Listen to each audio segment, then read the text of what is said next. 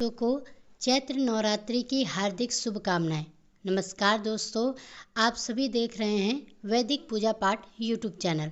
आज के इस खास वीडियो में हम आपको बताएंगे कि चैत्र नवरात्रि कब से शुरू हो रही है, इसकी सही तिथि क्या है और रामनवमी किस दिन मनाई जाएगी।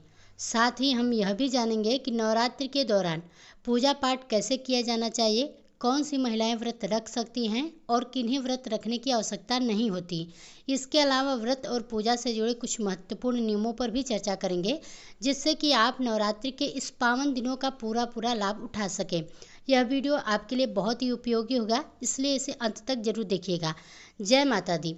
चैत्र नवरात्रि फाल्गुन मास के समाप्त होते ही शुरू हो जाती है। होलिका दहन के बाद चैत्र मास का आरंभ होता है और इसी के साथ हिंदू नववर्ष भी प्रारंभ हो जाता है। हिंदू पंचांग के अनुसार चैत्र नवरात्रि बहुत ही महत्वपूर्ण होती है, क्योंकि इसी समय देवी दुर्गा के 9 रूपों की पूजा की जाती है। घट स्थापना, कलश स्थापना किस दिन और किस शुभ मुहूर्त में करनी चाहिए, अखंड ज्योत जलाने का सही तरीका क्या है, पूजा विधि और मंत्र कौन कौन से हैं, इन सभी महत्वपूर्ण विषयों पर इस वीडियो में जानकारी दी जाएगी। नवरात्रि में माता रानी की आराधना करने से सभी दुख और संकट समाप्त हो जाते हैं। कुछ लोग पूरे 9 दिन का व्रत रखते हैं, जबकि कुछ पहले और आखिरी दिन उपवास रखते हैं। हर किसी की अपनी अपनी मान्यताएं होती है और हर अपना उपवास का अलग अलग महत्व होता है। बहुत से लोग जानते होंगे कि एक साल में 4 नवरात्रियाँ होती हैं। 2 गुप्त नवरात्रि होती है और 2 सार्वजनिक रूप से मनाई जाने वाली नवरात्रि है, जैसे कि चैत्र और शारदीय नवरात्रि को विशेष रूप से मनाया जाता है, जबकि गुप्त नवरात्रि साधकों के लिए अधिक महत्वपूर्ण होती है। अगर आपको यह वीडियो पसंद आए, उपयोगी लगे तो वीडियो को लाइक कीजिएगा। साथ ही अगर मेरे चैनल पर पहली बार है तो चैनल को सब्सक्राइब जरूर कीजिएगा। हमारे लिए ये बहुत ही महत्वपूर्ण है। हम आपको जो भी जानकारी देते हैं वह शास्त्रों और पंचांग पर आधारित होती है। सभी जानकारी प्राप्त करने के लिए हमारे चैनल वैदिक पूजा पाठ से जुड़े रहें। अगर आप चैनल पर नए हैं तो चैनल को सब्सक्राइब करके कमेंट बॉक्स में जय माता दी जरूर लिखिएगा, जिससे कि माता रानी का आशीर्वाद आपको प्राप्त हो सके। दोस्तों, आप जानते हैं कि नवरात्रि साल में 4 बार आती है। इनमें से 2 गुप्त नवरात्रि होती हैं और 2 प्रमुख नवरात्रि हैं, जिन्हें कि बड़े ही हर्षोल्लास के साथ मनाया जाता है।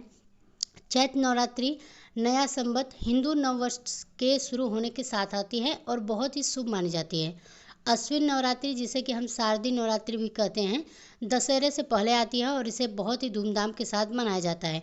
माघ नवरात्रि और आषाढ़ नवरात्रि गुप्त नवरात्रियाँ होती हैं, जिनका विशेष महत्व साधकों के लिए होता है। चैत्र नवरात्रि का विशेष महत्व है क्योंकि यह एक नए संवत के आरंभ के साथ आती है और इस दिन ग्रहों की स्थिति पूरे वर्ष की संभावनाओं का आकलन करने के लिए किया जाता है। ज्योतिष शास्त्र के अनुसार इसी समय यह निर्धारित होता है कि इस वर्ष का राजा और मंत्री कौन होगा, ग्रहों की स्थिति कैसी रहेगी और आने वाला समय लाभकारी होगा या नहीं। यह सिर्फ बातें नहीं हैं, बल्कि पुराणों और ज्योतिषी गणनाओं में इन बातों का उल्लेख किया गया है कि नवरात्रि के पहले कलश स्थापना, अखंड ज्योत जलाना और खेतड़ी बोना, ज्वारे उगाना बहुत ही महत्वपूर्ण होता है। कलश स्थापना के लिए मिट्टी का पात्र या तांबे, पीतल का घड़ा ले। खेतड़ी बोने के लिए चिकनी मिट्टी या उपजाऊ मिट्टी ले, जिसमें जौ आसानी से उग सके। ज्वारे या जौ के लिए 1 मुट्ठी बीज पर्याप्त होंगे, अत्यधिक 100 ग्राम तक ले सकते हैं।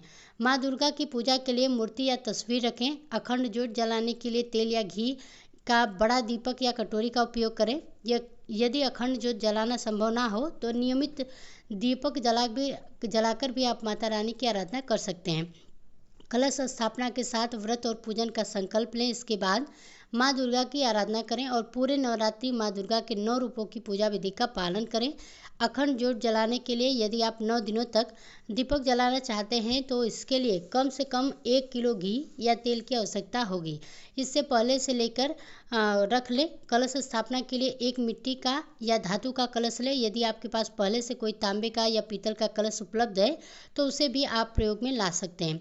कलश पर रखने के लिए नारियल की आवश्यकता होगी। यदि आपके क्षेत्र में पानी वाला नारियल मिलता है तो उसे लेकर रखिए, लेकिन यदि उपलब्ध नहीं है तो सूखा नारियल भी इस्तेमाल किया जा सकता है।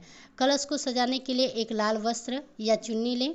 कलश के अंदर हल्दी की गांठ, चांदी का सिक्का यदि उपलब्ध हो, सामान्य सिक्का, अक्षत, चावल, सुपारी और थोड़ी सी दूर्वा डालें।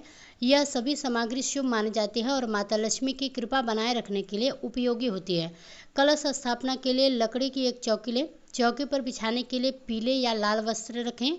माता के श्रृंगार के लिए सुहाग सामग्री जैसे कि चूड़िया, लिपस्टिक, बिंदी, कुमकुम और रोली जरूर रखें। पूजा सामग्री में रोली, मौली, इलायची, धूप, दीप और भोग के लिए मिठाई या फल रखें। यदि संभव हो तो ड्राई फ्रूट्स भी ले लें। अखंड ज्योत जलाने के लिए दीपक, बाती और पर्याप्त तेल या घी पहले से तैयार रखें।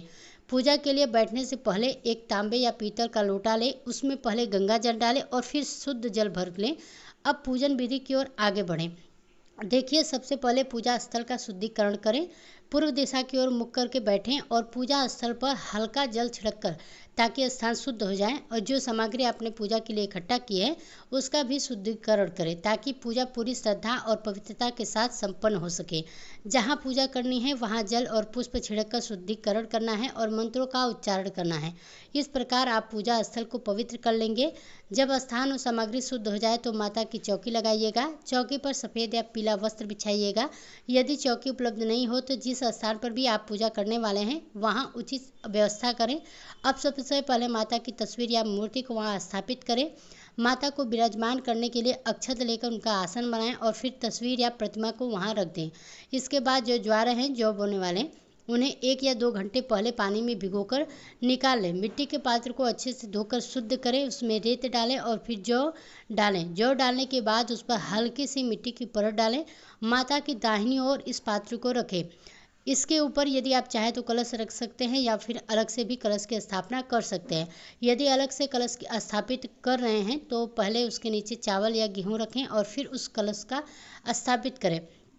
कलश में गंगा जल डालें और उसमें हल्दी की गांठ, साबुत हल्दी, सिक्का या चांदी का सिक्का, कमल गट्टे यदि उपलब्ध हो, सुपारी हो, दुर्वा हो, डालें। आप सिक्का डालना आवश्यक है, बाकी सामग्री ना होने पर भी कोई समस्या नहीं है। अब कलश को ढक दें और उस पर थोड़ा सा अक्षत डालें। फिर उसके ऊपर नारियल स्थापित करें। नारियल के ऊपर चुनरी लपेटकर या फिर चुनरी उपलब्ध ना हो तो कलावा या सफ़ेद धागा भी लपेट सकते हैं।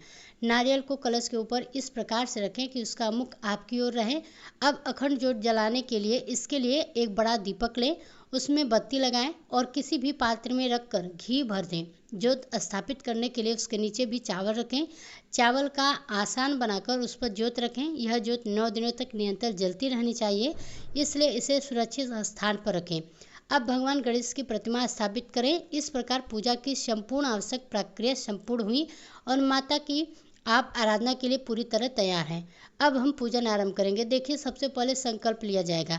संकल्प से पहले जल से शुद्धिकरण किया जाएगा। आप आसन पर बैठे अपने हाथ पृथ्वी पर लगाएं और माता पृथ्वी से प्रार्थना करें। मंत्र उच्चारण करें।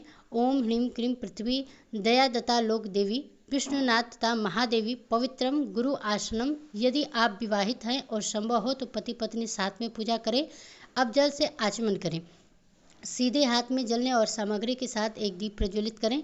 यदि संभव हो तो अखंड ज्योति जलाएं। नवरात्रि में अखंड ज्योति का विशेष ही महत्व होता है। यदि आप पूजा या व्रत न भी कर रहे हैं लेकिन माता के 9 दिनों तक अखंड ज्योति जलाते हैं तो आपकी जो मनोकामनाएं हैं वह पूर्ण हो सकती हैं और माता का आशीर्वाद आपको प्राप्त होगा। अब व्रत का संकल्प लिया जाएगा। संकल्प के लिए सीधे हाथ में जल, अक्षत और 1 रुपया का सिक्का लें। 3 बार ओम श्री विष्णु, ओम श्री विष्णु, ओम श्री विष्णु बोले। फिर अपना नाम, गोत्र, जिस स्थान पर बैठकर संकल्प कर रहे हैं उसका पता, घर नंबर, क्षेत्र, शहर और तिथि, चैत्र मास शुक्ल पक्ष का उल्लेख करें। संकल्प में यह बोलें कि आप चैत्र नवरात्रि स्थापना, अखंड ज्योत स्थापना, व्रत पूजन कर रहे हैं और इसे माता के चरणों में अर्पित कर रहे हैं। संकल्प में जो भी पूजा कर रहे हैं उसका स्पष्ट वर्णन करें। संकल्प एक महत्वपूर्ण प्रक्रिया है, इसके बिना पूजन का पुण्यफल नहीं मिलता है। यह वैसा ही है जैसे कि बैंक खाते में पैसे तभी जुड़ते हैं जब आप सही प्रक्रिया अपनाते हैं। संकल्प यह सुनिश्चित करता है कि आप कौन हैं, कहाँ बैठे हैं, किस गोत्र से हैं और आप किस उद्देश्य से पूजा कर रहे हैं। संकल्प पूरा होने के बाद अब पूजन आरंभ किया जाएगा। सबसे पहले गणेश जी का पूजन होगा। गणेश जी का आवाहन करें और बोले जय गणेश जी महाराज की जय। इसके बाद गणेश जी की पूजा करें। गणेश जी की आसन अर्पित करें। आसन के लिए अक्षत चढ़ाएं, जल अर्पित करें। गणेश जी के सामने एक कटोरी रख दें, वहाँ 1 पत्ता पर जल अर्पित करें। इसके बाद गणेश जी को रोली और कुमकुम से तिलक लगाएं, धूप दिखाएं और फूलों की माला अर्पित करें। गणेश जी को लड्डू अत्यंत ही प्रिय है, इसलिए उन्हें लड्डू का भोग अवश्य लगाएं। इस प्रकार गणेश जी की पूजा संपन्न होगी। इसके बाद माता रानी का पूजन और पाठ करना है। पूर्ण श्रद्धा भाव से नवरात्रि का व्रत महिलाएं रखती हैं, लेकिन पुरुष भी रख सकते हैं। नवरात्रि के व्रत में फलाहार किया जा सकता है। कुछ लोग निर्जला व्रत भी रखते हैं, यह आपकी श्रद्धा पर निर्भर करता है। व्रत के दौरान सात्विकता का पालन करना अत्यंत ही आवश्यक होता है। व्रत के दिनों में ब्रह्मचर्य का पालन करें, किसी को कष्ट न दें और जितना संभव हो सके दान करें। नवरात्रि में दान का विशेष ही महत्व होता है। इन 9 दिनों के दौरान घर में किसी भी प्रकार का लड़ाई झगड़ा या कलह क्लेश नहीं होना चाहिए। सुबह और शाम माता की आरती अवश्य करें। आरती के लिए कपूर जलाएं और दीपक प्रज्वलित करें। प्रसाद के रूप में मिठाई या लड्डू अर्पित करें। 9 दिनों तक माता की आरती करें और नवमी के दिन कम से कम 9 कन्याओं को भोजन कराएं।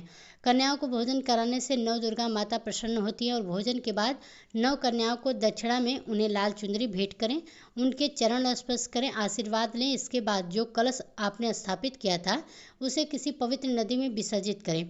इसी के साथ माता रानी की मूर्ति को भी विधि पूर्वक विसर्जित करें। उसको घर में नहीं रखना चाहिए, इसलिए मूर्ति को पवित्र नदी में जाकर कलश के साथ ही विसर्जित कर दें। माता का भंडारा करें और आपकी जो भी मनोकामनाएं हैं माता लक्ष्मी से और माता वैष्णो अवश्य ही पूर्ण करें। चलिए दोस्तों, अब जान लेते हैं कि पूजा का शुभ मुहूर्त क्या रहेगा। तो देखिए, चैत्र नवरात्रि 2025 का शुभारंभ हो रहा है 30 मार्च 2025 रविवार से होगा और इसका समापन 6 अप्रैल 2025 रविवार को हो जाएगा। इस वर्ष नवरात्रि 8 दिनों की होगी, क्योंकि अष्टमी और नवमी तिथियां एक ही दिन पड़ रही हैं। कलश स्थापना का जो शुभ मुहूर्त आपको प्राप्त होगा वह 30 मार्च 2025 को सुबह 6:01 से 10:02 तक रहेगा। अभिजीत मुहूर्त दोपहर 12:01 से लेकर 12:50 तक रहेगा। इन दोनों ही मुहूर्त में आप कलश की स्थापना कर सकते हैं। यह बहुत ही शुभ माना जाता है। आगमन और प्रस्थान दोनों हाथी पर ही हो रहा है, जो कि बहुत ही शुभ माना जाता है। हाथी पर मां के आगमन से धन और धान्य में वृद्धि होती है। नवरात्रि के दौरान मां दुर्गा के 9 स्वरूपों की पूजा करने से भक्तों की मनोकामनाएं पूर्ण होती है। तो दोस्तों, इन पावन 9 दिनों में माता की कृपा से आपके सभी कष्ट दूर होंगे। आपकी जो भी मनोकामनाएं हैं वह अवश्य ही पूर्ण होगी। हमें कमेंट बॉक्स में जरूर बताएं कि आपको यह जानकारी कैसी लगी। अगर जानकारी अच्छी लगी हो तो वीडियो को लाइक कीजिए, साथ ही कमेंट बॉक्स में जय माता दी लिखना ना भूलिए।